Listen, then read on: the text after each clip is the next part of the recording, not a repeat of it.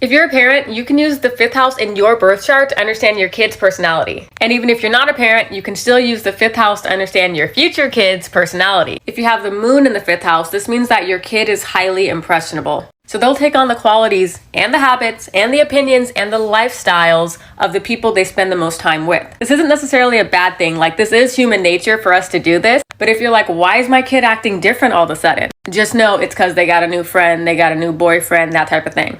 Your kid is attentive, okay? They're tapped in. They pay attention. They're aware, okay? They know what's going on. They're also communicative and expressive. And they're also a romantic. So they're an artist, a dreamer, an idealist, that type of thing. But they're also nervous and weak-willed. They're not making it out of the zombie apocalypse, okay? They do not have a strong will to live. And they're also inconsistent. So yeah, they're gonna change up on you. If you have Venus in the 5th house, okay, parents, I just want you to be real with me for a second, okay? I know you think your kid is good looking. Duh, okay? That's your kid. You're not going to say they're ugly. But if you have this placement, your kid legitimately has pretty privilege. They're literally conventionally attractive. Little known fact, in ancient astrology, Venus actually represents neat freaks and germaphobes. This is because beauty isn't just aesthetics. Beauty is also order. Everything has a rightful place where it belongs, okay? That's the mentality of a clean freak. Your kid is the easy kid, okay? The unproblematic kid. It is easy to like your kid. It is easy to get along with your kid. Your kid is accepting and respectable and agreeable. But your kid is also prone to laziness and irresponsibility and overconsumption. We're getting into addiction territory. Your kid will have a play now, work later attitude. If you have Mercury in the 5th house, you better sign that kid up for every sport,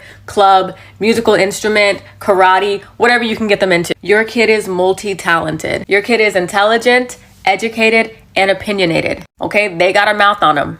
They gonna talk back. They gonna fact check you. Your kid is probably smarter than you, and they will check your ass, okay? Congratulations, you raised a smart kid. This is a person who can teach themselves anything. But your kid is also prone to gossiping and lying and scamming and in general just inconsistent behaviors. If you have Jupiter in the 5th house, then your kid is going to grow up to be moral, religious, spiritual, and faithful. You taught them the difference between right and wrong, and they're going to run with that forever. They're also going to be pretty generous and have a what's mine is yours mentality.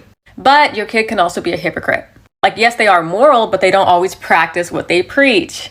And they can also have issues with overconsumption. Too much of a good thing isn't always a good thing.